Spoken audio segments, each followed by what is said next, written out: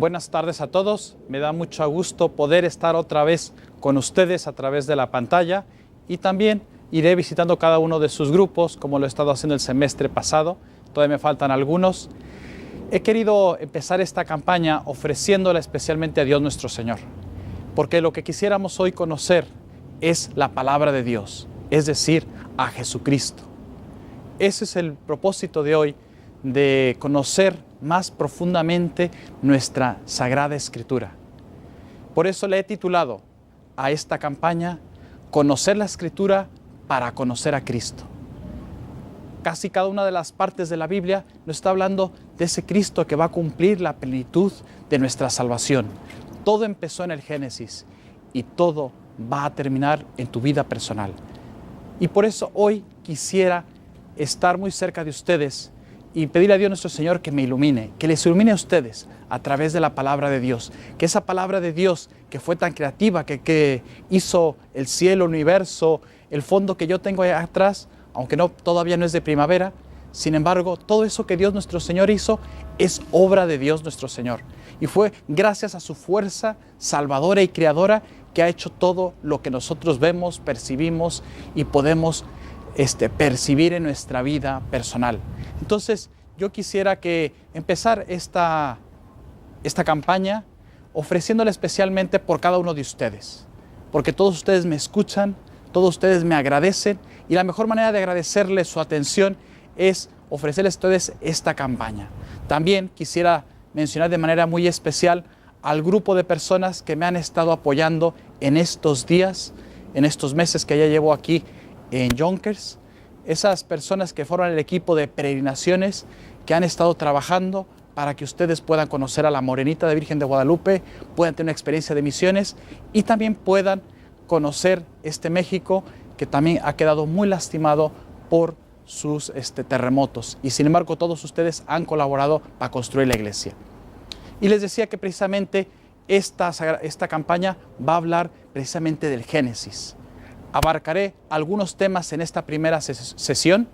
Hablaré de la palabra de Dios, de la encarnación de la palabra de Dios, la ignorancia sobre la palabra de Dios, la inspiración, la inerrancia de la palabra de Dios, el sentido de la palabra de Dios, la interpretación de la palabra de Dios y la tradición. Estas 8 palabritas quisiera que de alguna manera se quedaran en sus almas y pudieran conocer y profundizar este platillo suculento que Dios nuestro Señor pone todos los días en la Sagrada Escritura y te lo pone en tu casa, allí en esa Biblia. Es realmente un manjar poder disfrutar todos los días. La palabra de Dios. ¿Qué significa la palabra de Dios? Todos los que somos cristianos, siempre a la Sagrada Escritura le hemos llamado la palabra de Dios. Incluso en la Santa Misa decimos palabra de Dios.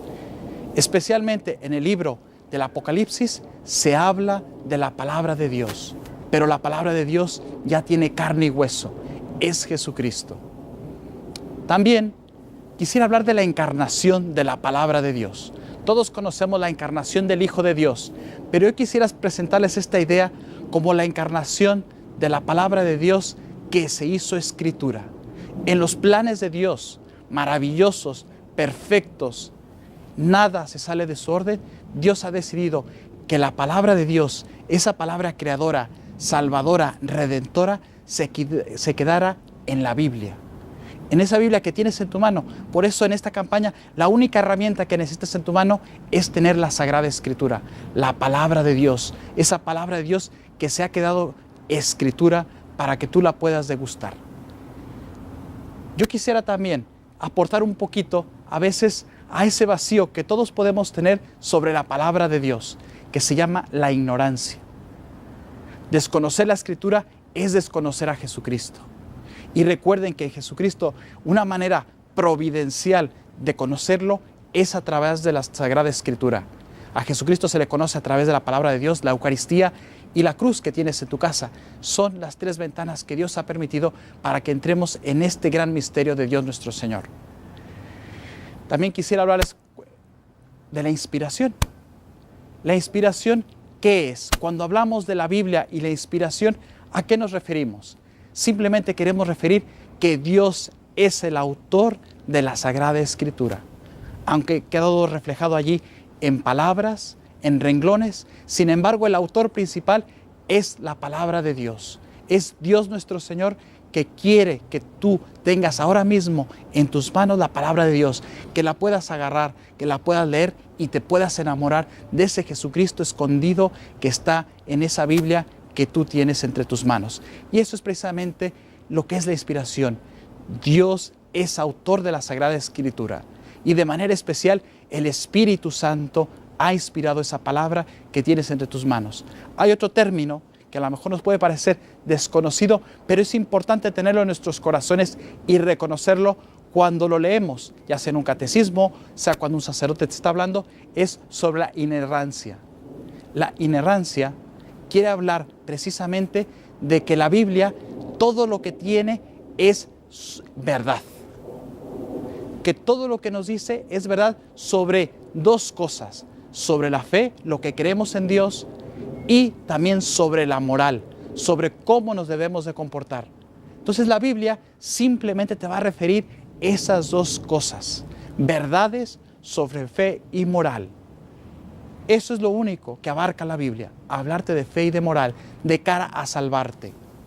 También quisiera que ustedes descubrieran en esa palabra, en el Génesis, qué sentido le tiene la palabra de Dios. Hay dos sentidos que podemos descubrir en la palabra de Dios. El primer sentido es el sentido literal y el sentido espiritual. El sentido literal es de repente encontrarte en la palabra de Dios que se leen hechos históricos. Puedes leer sobre el rey David, sobre diferentes personajes que existieron en la historia y están también en la Biblia. Esos son hechos históricos. También hablan hechos simbólicos, como por ejemplo, nos habla del mal como una serpiente, utiliza el símbolo de un animal, de la serpiente que se arrastra por el suelo, para referirnos sobre el mal. Pero el sentido más profundo, donde Dios nuestro Señor está más encarnado, es el sentido espiritual. Ese es el sentido que yo quisiera que cada vez que tú tuvieras entre tus manos y esa palabra de Dios estuviera rozando tu corazón, descubrieras, porque esa es la labor del Espíritu Santo. El Espíritu Santo, igual que la Santísima Virgen, cuando escuchó la palabra de Dios y dijo: "He aquí la esclava del Señor", fue el Espíritu Santo que intervino en ella para que se quedara ese Cristo en la tierra. Y eso es lo que quisiera que cuando tú fueras a la Sagrada Escritura trataras de conocer más precisamente lo que es el sentido espiritual, que te va a llevar a encontrar la voluntad de Dios cuando tú lees la Sagrada Escritura. El sentido espiritual que nos habla la Sagrada Escritura y que se encuentra en el Catecismo de la Iglesia Católica, en el número 115, nos dice que ese sentido espiritual se distingue en tres partes. En el sentido alegórico, es un sentido espiritual de las cosas, también profético, es decir, que las cosas que están pasando en la Sagrada Escritura, especialmente en el Antiguo Testamento, se van a llegar a su plenitud en el Nuevo Testamento. Me refiero especialmente, por ejemplo, el paso del Mar Rojo llega a su plenitud en la victoria de Cristo en el bautismo. Todo este sentido alegórico tiene una finalidad, que nosotros crezcamos en nuestra fe. Hay otro sentido, que es el sentido moral.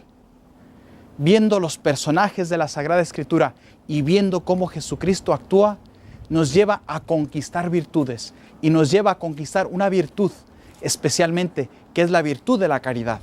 Por eso, cuando leas la Sagrada Escritura, fíjate en Jesucristo, fíjate en los personajes y de ahí se van a desprender virtudes. Y nos van a llevar sobre todo a la virtud de la caridad, al amor. Y luego también hay otro sentido que nos habla el número 115 del Catecismo de la Iglesia Católica, que nos dice que es el anagógico. Son realidades terrenales que reflejan realidades celestiales. Por ejemplo, la Jerusalén terrenal, la que está allí en Asia, en Oriente Medio, nos estaba hablando precisamente, nos habla en la Sagrada Escritura también de la Jerusalén celeste. Entonces, muchas cosas en el sentido anagógico van a hablar de realidades terrenales, pero que siempre van a reflejar realidades celestiales.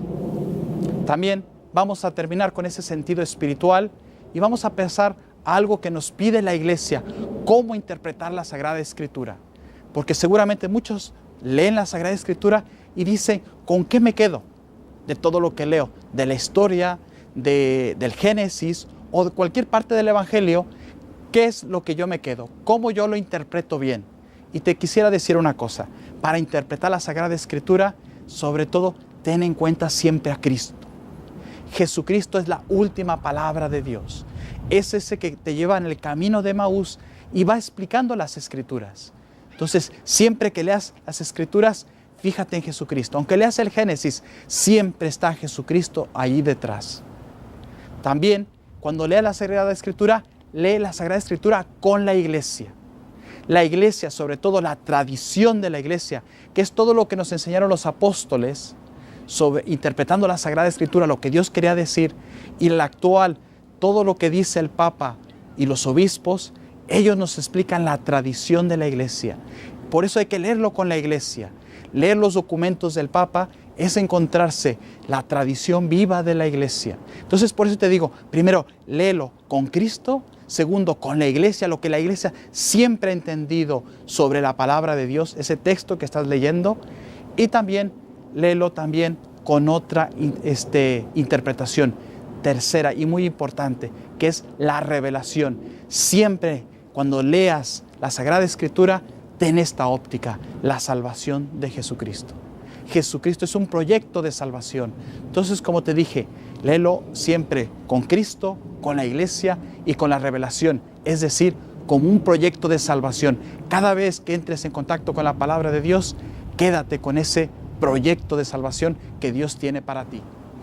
Quisiera ya, para finalizar esta parte, retocar o retomar el tema de la tradición. Me parece sumamente importante que cada uno de ustedes termine esta sesión sabiendo exactamente qué es la interpretación. La interpretación o la tradición de la palabra de Dios. Y les quisiera decir con dos cosas muy claras.